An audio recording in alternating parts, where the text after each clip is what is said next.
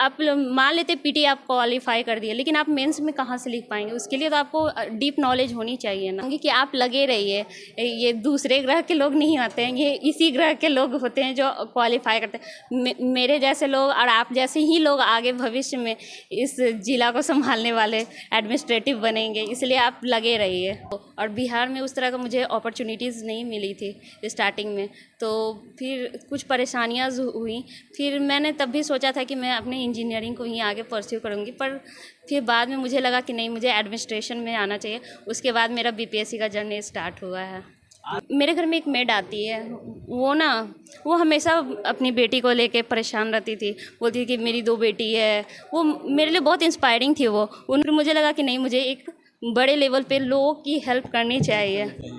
हाँ, तो यहाँ से मैंने एडमिनिस्ट्रेशन में आने का सोचा।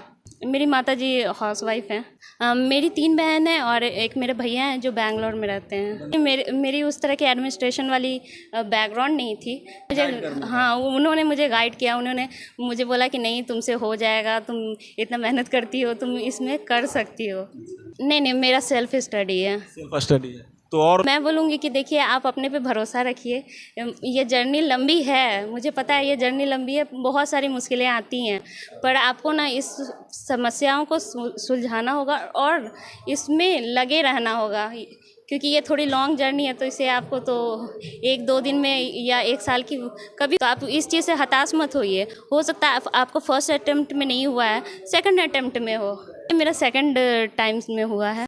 नमस्कार, लवकुश कुमार पांडे और आप देख रहे हैं दैनिक सोच। हम आए हुए हैं मसौढ़ी में, जहां पर तनुजा श्री हैं जो बीपीएससी 67 रैंक में, जिसमें पूरे बिहार में 799 व्यक्ति पास किए हैं, जिसमें 67 में इनका 282 रैंक आया है। तो हम इनके पास आए हुए हैं, तो जानना है कि से भाई इनका जर्नी कैसे रहा। आखिर चूँकि कहा गया है कि से एक लड़की पढ़ करके पास की है, तो जर्नी, इसके पीछे बहुत बड़ा जर्नी होता है, तो इनसे हम जानेंगे। तो सबसे पहले तो आपको दैनिक सोच में स्वागत है। Thank you. मेरा नाम तनुजा श्री है। मैंने 67 में 282 रैंक लाके बिहार प्रशासनिक सेवा में मेरा चयन हुआ है। आखिर ये जर्नी के बारे में थोड़ा बताएं। जर्नी के बारे में मेरा 2017 में भागलपुर इंजीनियरिंग कॉलेज से मैंने ये इंजीनियरिंग किया है। कंप्यूटर साइंस मेरी स्ट्रीम थी। तो स्टार्टिंग में मैं तो चाहती थी कि मैं इंजीनियरिंग में ही परस्यू करूं, बट मैं बेंगलोर या तो दिल्ली नहीं जा पाई। इसलिए नहीं जा पाई क्योंकि मेरे फादर का तबीयत नहीं ठीक रहता है। तो और बिहार में उस तरह का मुझे अपॉर्चुनिटीज़ नहीं मिली थी स्टार्टिंग में, तो फिर कुछ परेशानियाँ हुई। फिर मैंने तब भी सोचा था कि मैं अपने इंजीनियरिंग को ही आगे परस्यू करूँगी, पर फिर बाद में मुझे लगा कि नहीं, मुझे एडमिनिस्ट्रेशन में आना चाहिए। उसके बाद मेरा बीपीएससी का जर्नी स्टार्ट हुआ है। तो आखिर इंजीनियर से कर करके या फिर एडमिनिस्ट्रेटिव में जाना है, इसके बारे में बताएं। देखिए, मैं ग्राउंड लेवल पे, मुझे ना लोगों की मदद करनी बहुत पसंद है। स्टार्टिंग में मेरे घर में एक मेड आती है, वो हमेशा अपनी बेटी को लेके परेशान रहती थी, बोलती थी कि मेरी 2 बेटी है। वो मेरे लिए बहुत इंस्पायरिंग थी वो। उन्होंने बोला कि मेरी 2 बेटी है, बट मेरे जो हस्बैंड है वो काम वाम नहीं करते, वो दारू वारू पीते हैं और मेरा घर नहीं चल पाता। वो बहुत रोने लगी थी। तो उस समय यहाँ आई भी नहीं थी, मुझे बीपीएससी मैंने सोचा ही नहीं था। तो उस समय मैंने बोला उन्हें, फिर गवर्नमेंट की इतनी सारी स्कीम्स आती है, तो मैंने उन्हें बताया कि देखिए, आप गवर्नमेंट का स्कीम से जुड़िए, गवर्नमेंट इतना कुछ कर रही है, आपको फ़ायदा उठाना चाहिए। आजकल गर्ल्स के प्रमोशन के लिए बहुत कुछ हो रहा है। फिर मैंने उन्हें बताया। उस समय 2015 में सुकन्या समृद्धि योजना चल रही थी। माननीय ये पीएम मोदी जी ने, प्रधानमंत्री जी ने ये योजना लाया था गर्ल्स के लिए। तो मैंने उन्हें बताया था, तो वो जुड़ी। उसके बाद उन्होंने, जब वो उस योजना से जुड़ी, जब उन्हें वो बेनिफिट मिला उससे, तो वो बहुत खुश हुई। उसके बाद ना वो मेरे लिए ट्रू इंस्पिरेशन था। मुझे बहुत अच्छा लगा कि मैं खुद एक लड़की होकर दूसरी लड़की के लिए इंस्पिरेशन बनी है, दूसरे की ज़िंदगी को मैं अच्छा कर रही हूँ। ये मेरे लिए बहुत अच्छा अलग सा फील था। फिर मुझे लगा कि नहीं, मुझे एक बड़े लेवल पे लोगों की हेल्प करनी चाहिए। हाँ, तो यहाँ से मैंने एडमिनिस्ट्रेशन में आने का सोचा। सबसे बड़ा सहयोग आपका कौन किया? मेरे फादर, मेरे भैया, मेरी फैमिली। हाँ। पिताजी आपके क्या करते हैं? मेरे पिताजी ये इंजीनियर रहे हैं और ये अभी वो रिटायर कर गए 2020 में। आपके माता जी? मेरी माता जी हाउसवाइफ हैं। आप कितने भाई बहन हैं? मेरी 3 बहन हैं और एक मेरे भैया हैं जो बैंगलोर में रहते हैं। बेंगलोर में क्या करते हैं? वो आईटी कंपनी में हैं। आईटी में है। हम्म। तो आखिर इस जर्नी में जो है बहुत सा तकलीफें हुई होगी, बहुत सा मुश्किलें हुई होगी, उसके बारे में? हाँ, एक्चुअली मेरी उस तरह की एडमिनिस्ट्रेशन वाली बैकग्राउंड नहीं थी, तो मुझे बहुत परेशानियाँ इसलिए हुई। मुझे इसके बारे में कुछ उतना आइडिया नहीं था स्टार्टिंग में। फिर उस तरह का होता है कि बैकग्राउंड होना चाहिए या कुछ लोगों का कंसल्ट होना चाहिए, तो उस तरह का मुझे मिला नहीं था, तो वो परेशानी हुआ। फिर इसमें एक मेरे भैया हैं, वो मेरे सेम कॉलेज में हैं, मतलब दूर के भैया हैं, तो उनका 64th में वो DYSP में सेलेक्टेड हुए थे, तो उन्होंने मुझे गाइडेंस दिया। यानी भैया का बहुत बड़ा सहयोग रहा है। हाँ, उन्होंने मुझे गाइड किया। उन्होंने मुझे बोला कि नहीं, तुमसे हो जाएगा, तुम इतना मेहनत करती हो, तुम इसमें कर सकती हो। तो ये तो इसमें सबसे बड़ा श्रेय आपका पिताजी का जाता है। हाँ, वो हमेशा ही एजुकेशन को बहुत ही महत्व देते हैं। और तैयारी जो आप की है, मैंने घर पर रह के की है या किसी इंस्टीट्यूट से की है? नहीं, मेरा सेल्फ स्टडी है। सेल्फ स्टडी है। तो और लोग जो तैयारी करते हैं उसके बारे में आप क्या कहना चाहते हैं? मैं बोलूँगी कि देखिए, आप अपने पे भरोसा रखिए।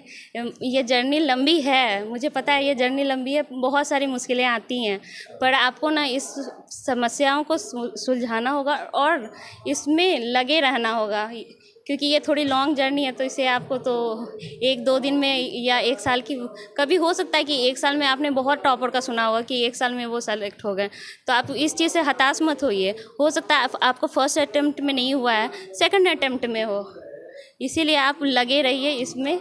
और एक बार अगर आपका रिजल्ट हो जाता है तो वो खुशी बहुत अच्छी। रिजल्ट जो है कितने बार में हुआ आपका? ये मेरा सेकंड टाइम्स में हुआ है। और बहुत सारे ऐसे भी लड़का हो या लड़की रहते हैं जो एक बार में नहीं अथी कर पाते हैं, और एक बार करने के बाद हार जाते कि अब हम नहीं कर पाएंगे या नहीं हो पाएगा, उसके लिए क्या कहना चाहते हैं? इसके लिए तो मैं खुद एक इंस्पिरेशन हूँ, क्योंकि मेरा भी जब 56 में हुआ था तो मेरा 2 मार्क्स से छूट गया था पीटी, तो मुझे भी थोड़ा बुरा लगा था कि बताओ मेरे 2 मार्क्स। दो मार्क से छूट जाना है तो बहुत अपने आप में लगता है किसे क्या फील होता है? हाँ, तो बहुत बहुत बुरा फील हुआ था। फिर मुझे लगा कि नहीं, जब मेरा मार्क्स छूटा ही कितना है पॉजिटिव, मैंने सोचा कि नहीं, 2 ही मार्क्स से तो छूटा है, मुझे थोड़ा और मेहनत करने की ज़रूरत है, मैं थोड़ा और मेहनत करूँगी तो मेरा सिलेक्शन ज़रूर होगा। इसलिए मैंने फिर 2 दिन तक मुझे बुरा लगा, उसके बाद मैं फिर नॉर्मल हो गई, फिर अपना पढ़ाई मैंने फिर से स्टार्ट कर दिया।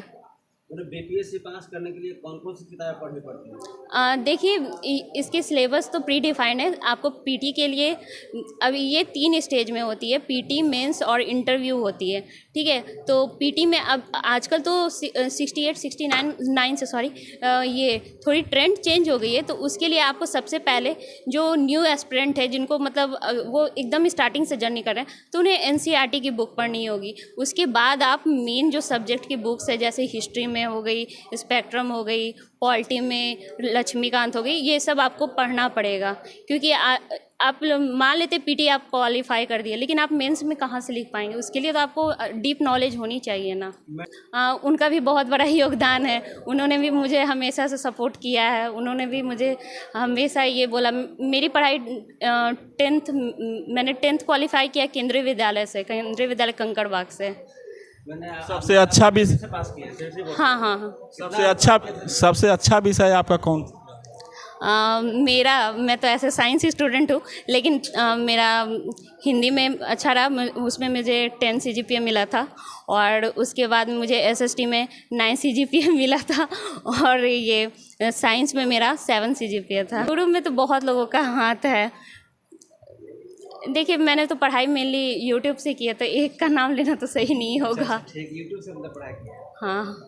आज की डेट में बहुत सारे जो है यूट्यूब से अलग जाते हैं, लेकिन यूट्यूब भी पढ़ने का एक अच्छा जरिया है। हाँ, बहुत अच्छा जरिया है। देखिए, बहुत सारी चीज़, जैसे कि मेरी सब्जेक्ट एंथ्रोपोलॉजी है, तो सही मायने में बोलूँ तो बुक एंथ्रोपोलॉजी की मिल नहीं पाती है। अगर आपको मिलेगी भी तो UPSC लेवल की मिलती है। तो मुझे कुछ भी पढ़ना था तो यहाँ पे नोट्स भी अवेलेबल नहीं है। पटना में उस स्टैंडर्ड के नोट्स अवेलेबल नहीं है जो आप बीपीएससी या यूपीएससी में कर सके। उसके लिए आपको सेल्फ स्टडी करना पड़ेगा, ऑनलाइन वीडियोस देखने पड़ेंगे। यूपीएससी लेवल का, मैं खुद यूपीएससी लेवल का एंथ्रोपोलॉजी का मैंने देखा था और उससे कंटिन्यू किया था। जो इस बार बीपीएससी पास नहीं कर पाएंगे उनके लिए आप क्या कहना चाहते हैं? मैं यही कहना चाहूँगी कि आप लगे रहिए। ये दूसरे ग्रह के लोग नहीं आते हैं, ये इसी ग्रह के लोग होते हैं जो क्वालिफाई करते हैं। मेरे जैसे लोग और आप जैसे ही लोग आगे भविष्य में इस जिला को संभालने वाले एडमिनिस्ट्रेटिव बनेंगे, इसलिए आप लगे रहिए। किस क्षेत्र में आपको दिया गया है? ये मेरा तो बिहार प्रशासनिक सेवा है, तो अभी तो मेरी ट्रेनिंग चलेगी उसके बाद ही। मैं सबसे जैसा कि आपने सुन रहे थे कि हम अभी तनुश्री के साथ बात कर रहे थे और फिर हम आपको ऐसे वीडियो लाते रहेंगे। तब तक के लिए धन्यवाद। जय हिंद, जय भारत।